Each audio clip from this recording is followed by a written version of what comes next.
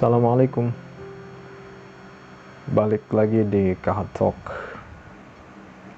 Ngobrol apa aja, tentang apa aja, dengan siapa aja. Tapi pada kesempatan kali ini saya akan mengobrol dengan diri saya sendiri. Mungkin ini akan menjadi monolog di akhir tahun 2020. Ya, sekalian kita flashback dan kita resolusi untuk tahun 2021. Flashback kita kali ini apa ya yang menarik? Ya jangan bahas-bahas politik ya, karena politik itu banyak perdebatan di dalamnya. Namun pada kesempatan kali ini saya akan menyoroti tentang apa ya, kalau bisa dibilang saya kadang kepikiran dengan negara kita ini. Sok-sokan mikir negara. Indonesia ini negara dengan mayoritas muslim terbesar penduduknya. Tapi beberapa tahun terakhir terjadi keributan, gejolak. Anehnya itu malah antar sesama muslim. Dan biasanya tiap tahun tuh,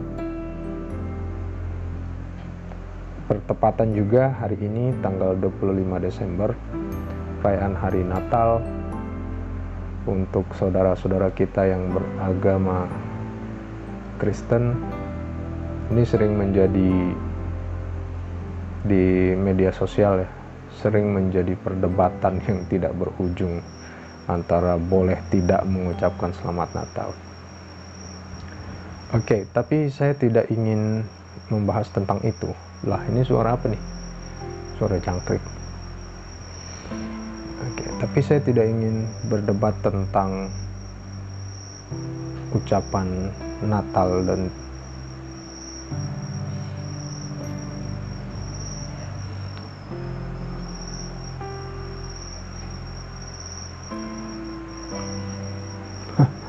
susah nih.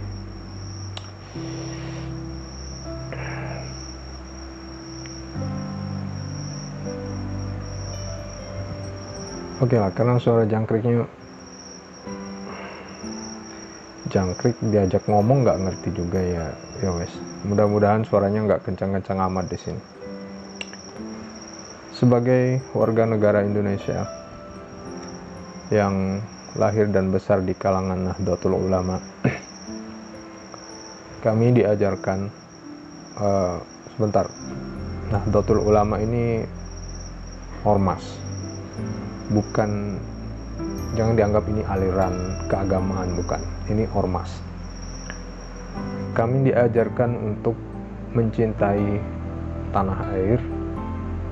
Kiai Haji Hashim Asy'ari pernah mengatakan, hubbul watan minal iman, mencintai tanah air itu adalah sebagian daripada iman. Dan ini banyak pendakwah yang salah kaprah menganggap ini sebagai hadis. Ada tuh, pernah saya dengar di radio ya, itu ucapan Hadratus Syekh Kiai Haji Hashim Asy'ari, pendiri Nahdlatul Ulama. Baik, tentang persaudaraan itu kami diajarkan bahwa ada 3 persaudaraan ukhuwah. Yang pertama itu ukhuwah Islamiyah, persaudaraan sesama Islam. Ya, kita lihat belakangan ini, beberapa tahun terakhir di Indonesia malah sering terjadi kekacauan sesama umat Islam. Entah itu karena perbedaan mazhab, perbedaan pendapat, perbedaan sikap politik, pandangan politik, dan itu tidak terhindarkan terjadi perpecahan.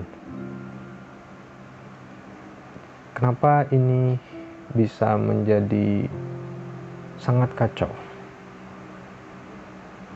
Ini anehnya, saya yang nanya, saya yang jawab, karena ngobrolnya sendiri. Ya, kekacauan ini saya lihat, mungkin Anda juga lihat, ini timbul karena fanatisme berlebihan membela tokoh panutan, tokoh yang didukung, sehingga terjadi perpecahan hingga terbawa ke ranah internal agama Islam sendiri, ukhuwah Islamiyah. Padahal kita tahu bahwa Indonesia ini adalah negara dengan pemeluk Islam mayoritas terbesar di dunia. Malah ributnya juga sampai nembus seluruh penjuru dunia. Ini ada apa di situ? Di dalam internal Islam sendiri masih ada superioritas, ada yang menganggap diri paling benar, yang lain tidak benar karena berbeda pendapat. Dan itu sangat keliru sebenarnya. Padahal sudah jelas perbedaan dalam Islam itu adalah salah satu bentuk rahmat, kasih sayang Allah kepada kita semua. Dengan adanya perbedaan ini, maka akan ada banyak jalan, banyak pilihan, tidak buntu. Dan perbedaan itu adalah sebuah keniscayaan dan dibolehkan selama tidak mengganggu keimanan. Itu ukhuwah Islamiyah. Naik satu tingkat lagi ada ukhuwah wataniyah, persaudaraan kebangsaan. Ini sesama anak bangsa, sesama warga negara Indonesia. Kita harus bersaudara. Kita tidak boleh membeda-bedakan diri kita dengan orang lain yang berbeda agama, berbeda suku, berbeda ras, etnis.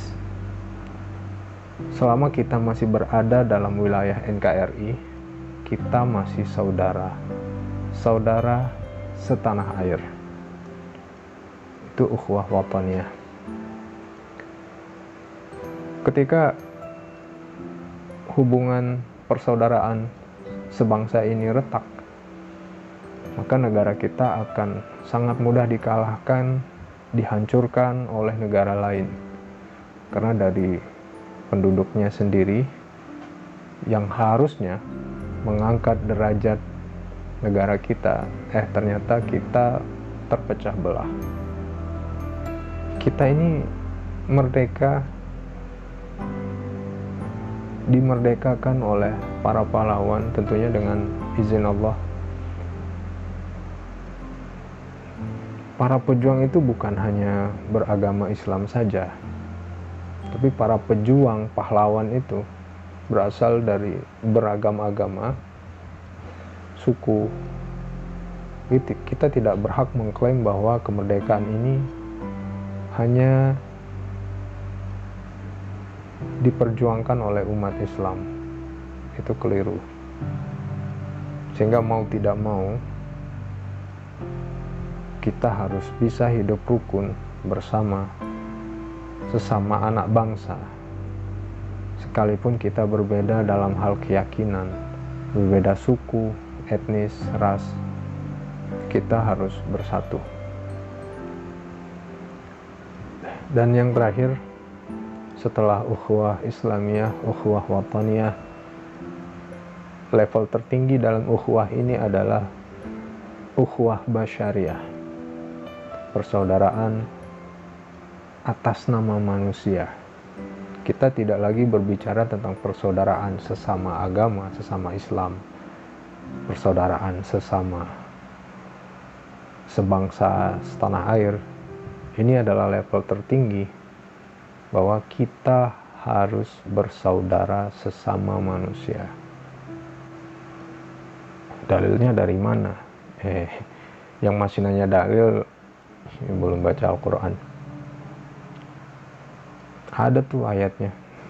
Tujuan kita diciptakan oleh Allah dengan berbagai macam warna kulit, berbagai macam etnis, suku. Hanya satu, lita'arofu, adalah untuk saling mengenal satu sama lain. Kenapa kita harus saling mengenal? Ya tentu saja karena semua manusia di muka bumi ini berhak merasa memiliki bumi ini. Tentunya nanti secara kenegaraan ada zona-zona batas wilayah di situ. Tapi atas nama kemanusiaan kita semua bersaudara. Entah itu dari negara manapun mereka berasal. Jangkriknya bunyi lagi.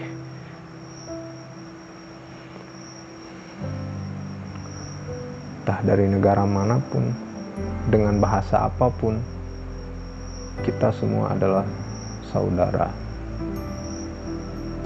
Jadi persaudaraan tertinggi ini adalah perwujudan dari firman Allah yang mengatakan bahwa tiada lagi tujuan lain aku menciptakan jin dan manusia kecuali untuk beribadah.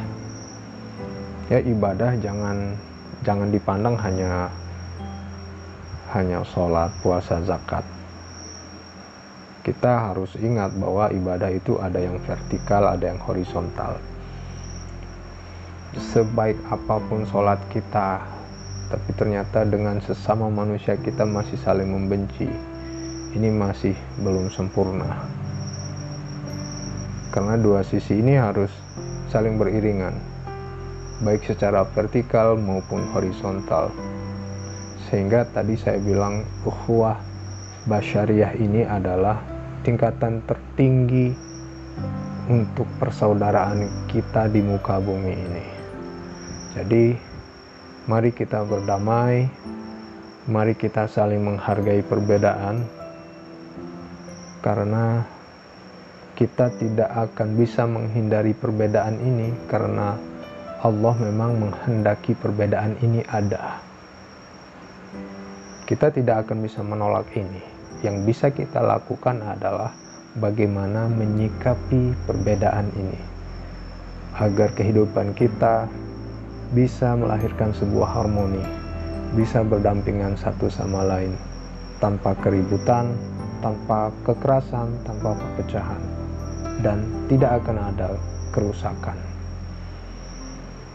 Entah video ini tujuannya apa, entah video ini ditonton atau tidak, semoga video ini ada manfaatnya. Dan semoga ke depan di tahun yang baru 2021 kita bisa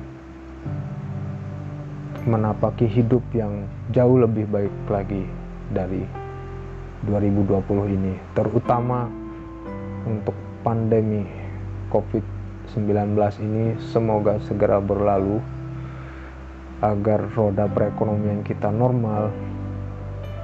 Tidak ada lagi kisruh ini itu akibat pandemi yang ternyata sudah 1 tahun ini kita rasakan dampaknya luar biasa. Semoga 2021 menjadi tahun yang lebih baik dari 2020 ini. Sampai jumpa di video selanjutnya. Assalamualaikum.